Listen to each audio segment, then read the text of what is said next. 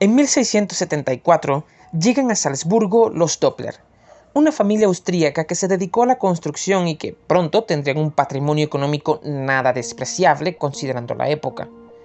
Se quedarían en esa ciudad por mucho tiempo. 129 años después, el 29 de noviembre de 1803, en una habitación de la elegante casa familiar de la calle Hannibalplatz, nacía Christian Andreas Doppler. Era un muchacho inteligente. Sin embargo, los problemas de salud le impidieron continuar la tradición familiar de dedicarse al negocio de la construcción. En vista de ello, el joven Christian se dedicó a estudiar física y matemáticas en Viena y en su natal Salzburgo. Antes de los 30, su ingenio y conocimientos eran respetables, y logró obtener una plaza para dictar clases en la Universidad de Praga a los 28 años. Apenas un año después, publicaría el artículo que le inmortalizaría. Se tituló Sobre el color de la luz de las estrellas dobles.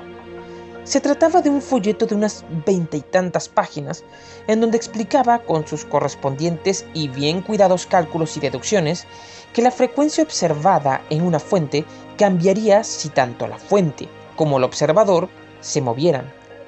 Se haría más alta si se acercan o más baja si se alejan. Bastaba apenas eso para que pronto muchos astrónomos y físicos, matemáticos y otros científicos del mundo empezaran a publicar observaciones y comprobaciones, demostrando el postulado del joven Doppler. Él mismo se unió a esta oleada de experimentos y colocó a un grupo de músicos en un tren y les pidió que tocaran la misma nota de forma sostenida en sus instrumentos, mientras que a otro grupo de músicos los dejó fijos en la estación, indicándoles que registraran la nota que escuchaban.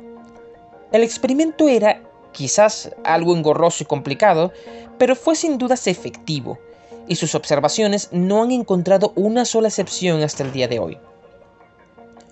Doppler moriría un par de décadas más tarde, el 17 de marzo de 1853, a los 49 años, tras haber publicado medio centenar de artículos matemáticos y físicos. Y aunque no fue un científico de mucho éxito con el resto de su trabajo, se granjeó la admiración de Bernard Bolzano, cuya eminencia en matemáticas era sin duda superior a la suya propia. Pero más importante que eso, abrió una puerta hacia descubrimientos que él mismo no habría podido ni imaginar. En la década de los 80 del siglo XIX, William Huggins, un astrónomo británico que gustaba de pasar toda la noche estudiando el espectro de las estrellas y los demás cuerpos celestes, descubre que el espectro, la luz descompuesta por un prisma de la estrella Sirio en la constelación del Can Mayor, se corría hacia el rojo, es decir, la mayor parte de su luz, al descomponerla, tendía a desplazarse hacia la banda roja del arco iris, haciéndola cada vez más gorda. En 1919, poco después de su regreso de la Primera Guerra Mundial, Edwin Hubble, un antiguo estudiante de leyes que se enamoró de la física y la astronomía, ingresa a trabajar en el observatorio del Monte Wilson en los Estados Unidos. Hubble tuvo el privilegio de usar un telescopio de 254 centímetros, el más grande del mundo en ese momento. Empezó a enfocar su mirada en las estrellas y cuerpos celestes más lejanos. Descubrió que la nebulosa de Andrómeda, que hoy sabemos que es en realidad una galaxia, se encontraba a 1.5 millones de años luz, 8 veces más lejos que las estrellas más remotas conocidas en ese momento. Su cálculo resultó con el tiempo quedarse corto, pues Andrómeda se dista en la actualidad a 2.5 millones de años luz, pero sin duda fue un descubrimiento impresionante. El universo era considerablemente más grande de lo que estimábamos. Hacia 1929, Hubble, quizás influenciado por un artículo de Lemaitre de 1927, quizás trabajando por cuenta propia, publica un estudio de las distintas velocidades de todos los cuerpos que había observado. Y aunque algunas galaxias y cuerpos celestes parecían moverse hacia la Tierra, la gran mayoría de los cuerpos lejanos tenían un corrimiento espectral hacia el rojo. Se estaban alejando de la Tierra. Y no solo eso, descubrió que existía una relación directa entre las distancias de una nebulosa y su velocidad de retroceso. Las que se encontraban más lejos se alejaban más rápido. A Hubble se le ocurrió una idea extraña, ingeniosa, pero sin duda extraña, y para algunos carente de sentido. Quitando de lado un pequeño grupo local de galaxias que parecían moverse con la nuestra, todos los demás cuerpos se alejaban tan rápido y con tal orden y correlación que esto solo podía tener sentido si el mismo espacio que había entre las galaxias se estaba expandiendo. Ya antes, otros científicos como Lemaitre, Willem de Sitter y Alexander Friedmann habían planteado hipótesis de universos en expansión, pero la suerte quiso que fuera Hubble el reconocido. Además, este tenía el mérito de haber presentado pruebas y evidencias contundentes. Luego de eso, solo había que hacerse una única pregunta. Si el universo estaba expandiéndose conforme pasaba el tiempo, si se pudiese rebobinar el tiempo, lo veríamos contraerse. Entonces, si el universo originalmente estaba más cohesionado, más unido, ¿cuándo empezó a expandirse? ¿Y por qué? El Big Bang, la gran expansión. Vayamos atrás. Retrocedamos a toda velocidad más rápido que la luz en nuestras mentes y volvamos al comienzo de todo. Viajando hacia atrás en el tiempo, notamos que todo empieza a contraerse. El universo se hace más y más pequeño, más y más denso y más caliente. Pero a medida que llegamos al comienzo, el tiempo empieza a diluirse. Se hace cada vez más extraño, más impreciso, hasta que se rompe por completo. Se separa de nosotros dejando solo espacio tras de sí. Un espacio lleno de masa y energía, sin tiempo, sin antes o después, inmutable y cambiable a la vez. ¿Dónde estaba el universo en ese momento? La pregunta no parece tener sentido, pero hay quienes creen que nuestro universo habitaba el inflatón junto con muchos otros universos que nacen y mueren, expandiéndose, desgarrándose o enfriándose. Sea como fuere, el nuestro apareció, y el impulso energético fue lo suficientemente fuerte como para fusionarnos con el tiempo. Allí, contenido sobre sí mismo, existiendo a la espera más allá del tiempo, lleno de todo y de nada, está el universo. Un minúsculo punto infinitesimal que contiene en acto y potencia al cosmos en su totalidad. Es una singularidad desnuda, un punto de densidad y energía infinitas, incognoscibles. Esta es la época de Planck. Es todo lo que ocurrió en el universo antes de los primeros 10 a la menos 43 segundos, lo que dura un tiempo de Planck. Y de pronto, sin previo aviso, algo ocurrió. Un fuerte impulso energético, dado en un lapso de tiempo increíblemente breve, comenzó a expandir el universo. Al mismo tiempo, empieza a enfriarse progresivamente, bajando a gran velocidad desde los 10 a la 27 grados Kelvin. Todo se hace más inestable y la simetría de la fuerza fundamental única que gobierna el cosmos se rompe. La expansión la desgarra y se parte en dos, y esta nueva fuerza que ha nacido de la ruptura de la simetría se llamó la gravedad. A la otra fuerza, la restante, se la conoció como la interacción electrofuerte. Y entonces se hizo el caos. Cuando el tiempo transcurrido llegó a los 1.000 millones de unidades de Planck, ocurrió el segundo gran desgarrón, otra ruptura de simetría de las fuerzas.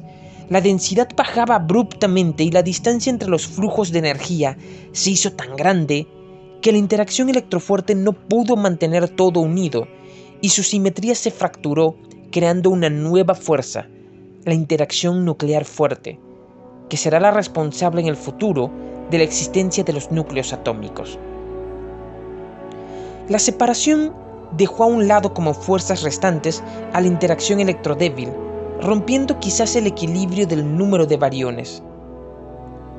En ese momento se estaba decidiendo el futuro del universo.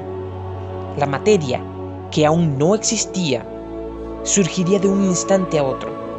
lo haría de forma perfectamente simétrica. A cada campo de materia le correspondería un opuesto dentro de ella misma, y que le compensaría, haciendo que todo se convirtiera siempre en energía nuevamente. Pero una vez rota la fuerza electrofuerte, y con el universo enfriándose, las perturbaciones hicieron asimétrico este flujo energético, y una parte del par de materia se hizo más grande que el otro. Cuando la materia surgiera en la bariogénesis, muchos tiempos de Planck más tarde, el desastre aniquilaría a la parte menor. Esa parte fue la antimateria, de la que no quedan ya casi restos en el universo. Mientras tanto, la ruptura de la simetría produjo otra rareza de la naturaleza, pero quizás extremadamente común en este universo bebé. El espacio, aun con temperaturas suficientes para mantener acoplada la fuerza electrodébil, se llenó de monopolos magnéticos. En este punto, hay quienes dicen que el campo inflatón, perturbado por fluctuaciones cuánticas aleatorias, entró en un estado de transición de fase, liberando toda la energía potencial que poseía en forma de materia y radiación, generando una fuerza repulsiva que obligó al universo a expandirse de un radio de 10 a la menos 50 metros, a los 10.000 millones de unidades de Planck, a 1 metro, a los 100.000 millones de unidades de Planck después. La expansión del inflatón, súbita y violenta, alisó el espacio suavizando las perturbaciones que, a dimensiones cuánticas, había creado la gravedad,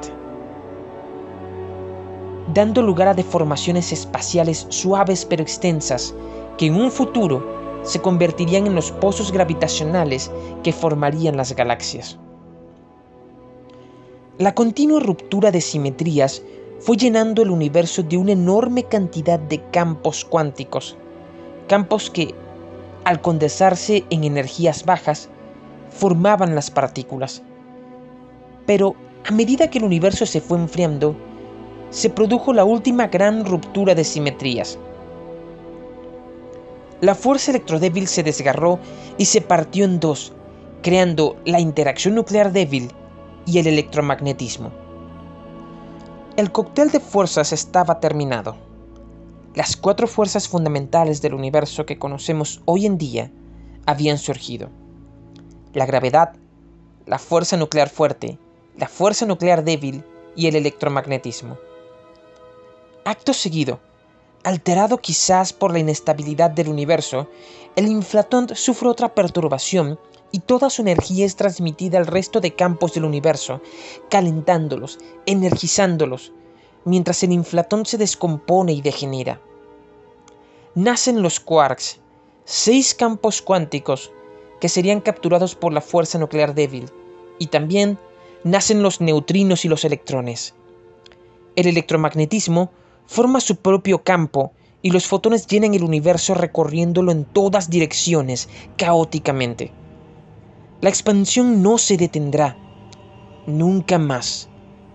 Este momento, conocido como el recalentamiento, fue lo que antiguamente llamábamos el Big Bang. La primera huella del universo.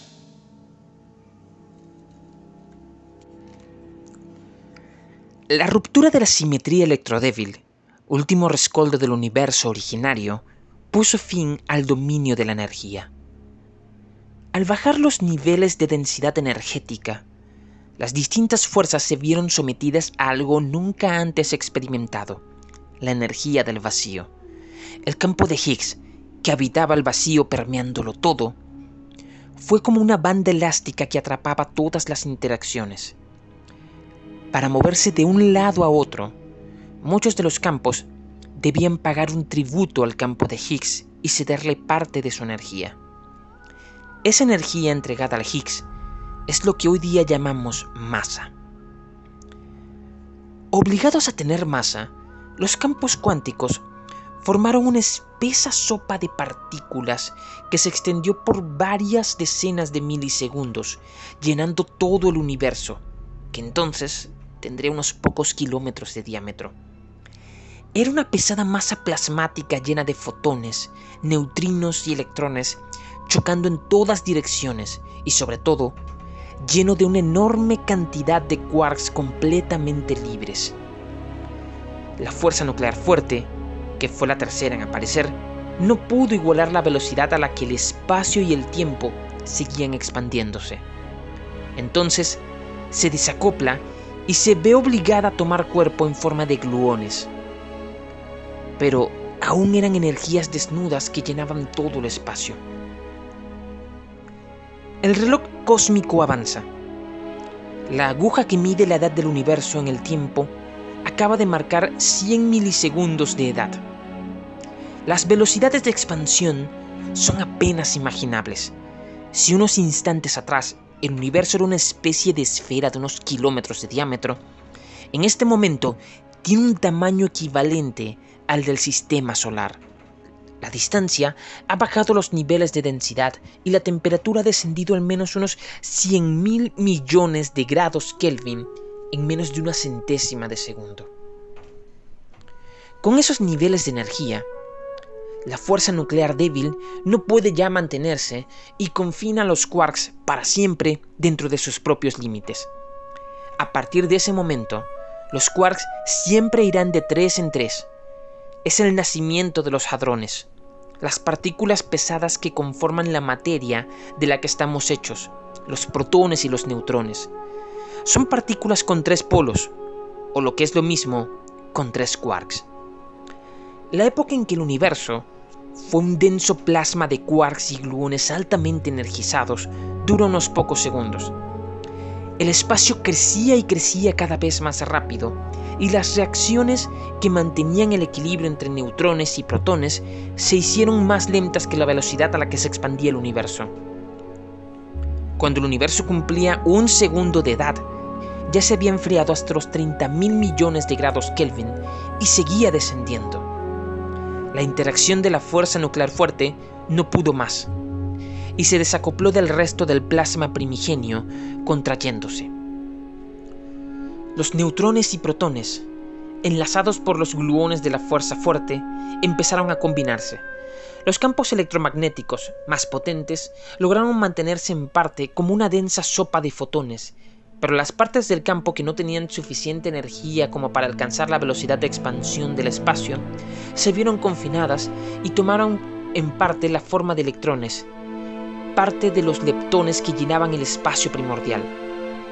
Sin embargo, el nivel de energía era tan elevado que los electrones escapaban a la atracción de los protones que formaban solitarios núcleos de hidrógeno.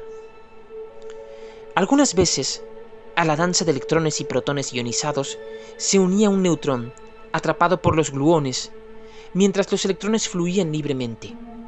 Los neutrones se adherían a los protones formando núcleos de deuterio. A medida que la temperatura iba bajando, había transcurrido ya 1 minuto, la temperatura se acercaba a los 3.000 millones de grados Kelvin. Las combinaciones se hacían más grandes y complejas.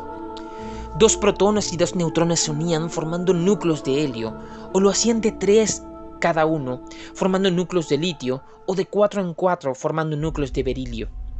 Fue en ese momento, cuando el cosmos entero era una caldera, una fundición de hidrógeno y helio, que la batalla final entre electrones y positrones, entre neutrinos y antineutrinos, entre materia y antimateria, se produjo. Cuando una partícula chocaba con su antipartícula, el campo se fundía y se cancelaba, pero el universo no permitía que nada se perdiera. Nada escapa de él, nada va a ninguna parte y todo se quedará para siempre dentro de él. Las partículas y antipartículas aniquiladas se transformaron en energía, calentando el universo, elevando el vacío, llenándolo en forma de fotones y neutrinos. Pronto, la labor de construcción de los ladrillos atómicos del cosmos terminó. Por un lado, la energía que había en el ambiente aún era muy alta para formar elementos más pesados con más partículas. Por otro lado, un mayor número de partículas hacía las formaciones muy inestables. Grupos de más de 8 partículas no vivían más allá de unos pocos minutos. Así que, Cuando habían transcurrido unos 300 segundos de existencia del espacio y el tiempo, la fusión atómica se detuvo. La temperatura había bajado por debajo de los 300 millones de grados Kelvin. Era demasiado frío para continuar con la creación de átomos. 3/4 partes de los átomos del universo serían de hidrógeno. Poco menos de 1/4 parte serían del isótopo de helio 4. Aún así, más del 95% de la energía restante del universo quedó fuera de la nucleosíntesis. La energía liberada durante la gran aniquilación de materia y antimateria tomó la forma de fotones que viajaron por todo el universo. Los neutrinos sobrevivientes, con el paso del tiempo, no pudieron mantener el nivel energético necesario para estar a la altura de la expansión y se desacoplaron, convirtiéndose en partículas libres que viajaban por el espacio. Los fotones gobernaban el cosmos. Esta fue la época más luminosa de nuestra historia, cuando la luz bañaba todo el universo. Si las eras anteriores duraron apenas fracciones de segundos o unos cuantos minutos, esta duraría toda una eternidad. Durante 372.000 años, los fotones ocuparían el trono de rayos y fuegos que se levantaba en el corazón del cosmos, dueños absolutos de todo cuanto tocaba la luz. A medida que pasa el tiempo, la temperatura desciende y desciende. Cuando el universo cumple 10.000 años de edad, ya ha descendido hasta la increíble cantidad de 25.000 grados Kelvin. Es mucho espacio que cubrir, pero no hay más energía para llenarlo. La energía se distribuye en el cada vez más extenso universo. Las imperfecciones del bestigial campo inflatón son casi invisibles ahora, pero están ahí, y la materia oscura, condensada a medida que bajaban las temperaturas, se arremolina en ellas, formando pequeños valles, pozos gravitacionales que curvan el espacio-tiempo. El tiempo transcurre lenta y pesadamente. El universo se sigue expandiendo. En el año 300.000, la temperatura ha descendido hasta los 3.500 grados Kelvin. Los electrones ya no tienen tanta energía para mantenerse libres. Poco a poco son atraídos por los núcleos atómicos. Quedan girando a su alrededor, compensando la carga electromagnética. Se forman los átomos de hidrógeno, de helio, de litio y de berilio. Pero mantener energizada a la materia en forma de átomos es difícil. La ionización ya no es tan fácil como a comienzos de la era fotónica. 70.000 años después, las temperaturas han descendido hasta los 3.000 grados. Con tan pocas energías, la materia y la radiación empiezan a desacoplarse, y pronto los fotones toman el mismo camino que habían tomado sus compañeros neutrinos cientos de miles de años atrás. Es la época de la recombinación, cuando los electrones caen en las órbitas de los núcleos atómicos, atrapados por la atracción de la fuerza electromagnética. Liberan, como tributo, los últimos fragmentos de la energía con que habían nacido, cuando fueron atrapados por el campo de Higgs durante el nacimiento del universo. Esta energía liberada tomó la forma de fotones que se sumó a la radiación que recorría el universo.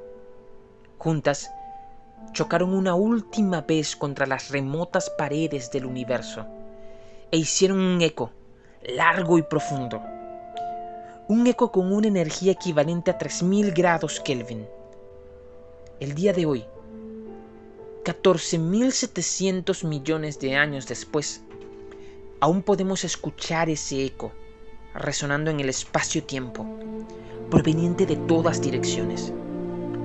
Los científicos de nuestra era lo confundieron al principio con ruido. Lo llamaron el fondo cósmico de microondas, una señal que recorre el universo a la velocidad de la luz y que, hoy día, tiene una energía de 2.72 grados Kelvin. Es la huella más antigua del universo primordial.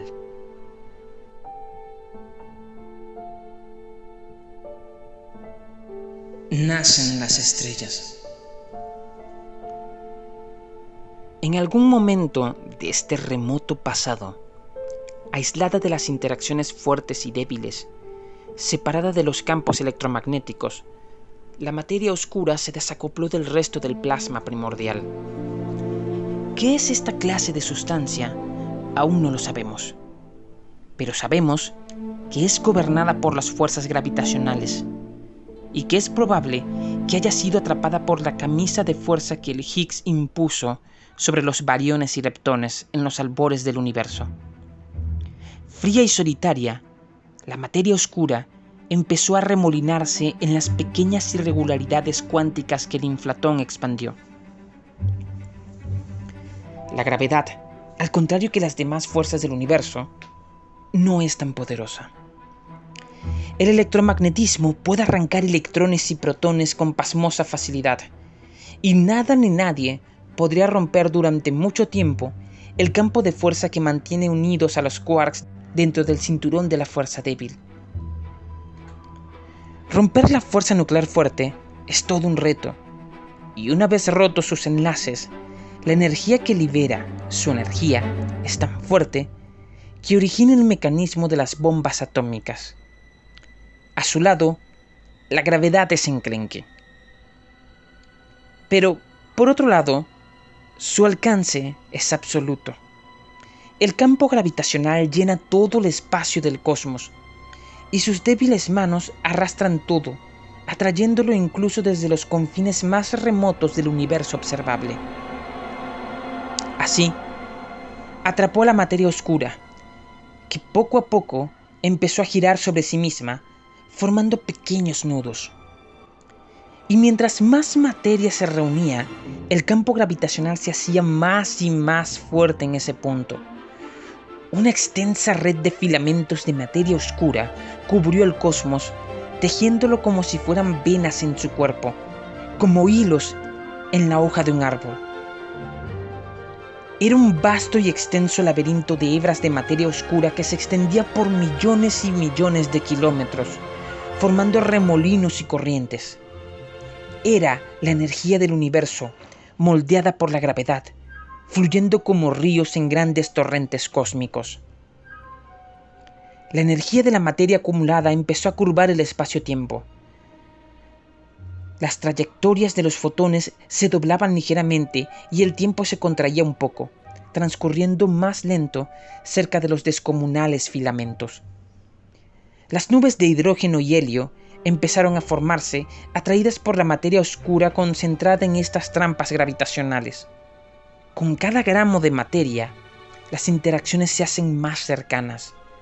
Las partículas empiezan a chocar entre sí, calentándose más y más. Pronto, forman pequeñas nebulosas cálidas y brillantes. Eran los primeros hornos solares, las fraguas áureas donde se forjarían las primeras estrellas.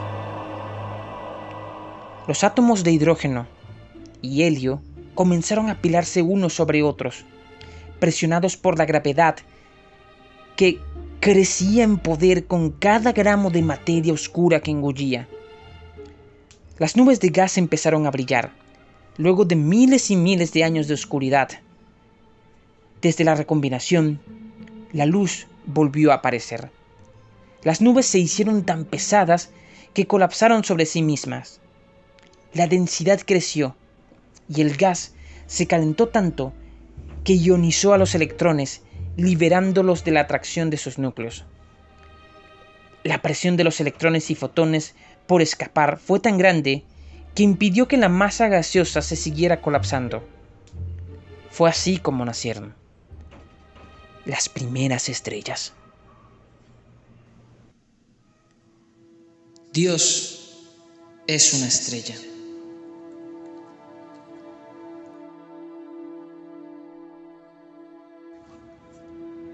Una a una fueron naciendo alrededor y en el interior de los filamentos de materia oscura que tejían la gran y extensa arquitectura del universo. Crecían como luciérnagas multiplicándose en la oscuridad, poblando los cielos, dando forma y color a una infraestructura silenciosa e invisible. Miles Miles de millones de nebulosas y cuásares se extendieron por todo el espacio-tiempo. Con poca materia hadrónica al comienzo, como electrones, protones y neutrones, el colapso gravitacional fue imparable y los cuásares medraron. Son objetos extraños, tan antiguos como este primitivo universo, y que aún hoy día podemos ver, a lo lejos, en los confines del universo, a miles de millones de años luz de nosotros. A su alrededor, la materia siguió girando, arremolinándose, mientras ellos quemaban gas en sus poderosos hornos de fusión atómica gravitacional. Brillaban, y aún brillan, con la intensidad de 1.000.000 de millones de soles.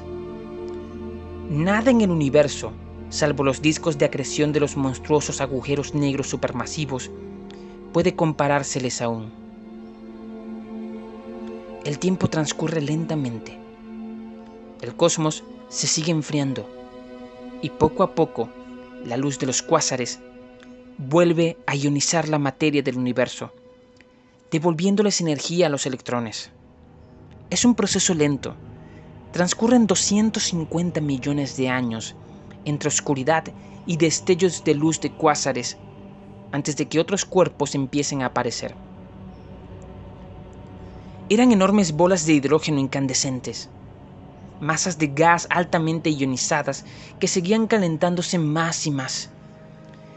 Brillaban con un intenso color rojo, luego naranja, amarillo, blanco, hasta volverse tan calientes que su brillo se tornó azul. Pero vivían poco, apenas unos cuantos millones de años. Las temperaturas eran tan altas y al mismo tiempo la presión tan grande que los núcleos atómicos en su interior se fusionaron, y aquello que no pudo el Big Bang, lo pudieron ellas. Continuaron con la nucleosíntesis, formando más y más elementos, creando gases y metales en su interior, auténticas fábricas atómicas. Cada uno de los metales y elementos químicos que formarían después el universo se crearon en el interior de estas hipergigantes azules. Lucían cálidas y hermosas a la distancia, llenando de tranquilidad el frío universo en expansión, mientras a lo lejos, arrastrados por la vertiginosa velocidad de expansión del universo, quedaron los vestigiales cuásares, como fósiles vivientes de una era ya olvidada. Fueron los primeros habitantes del universo, pero ahora era el turno de las estrellas.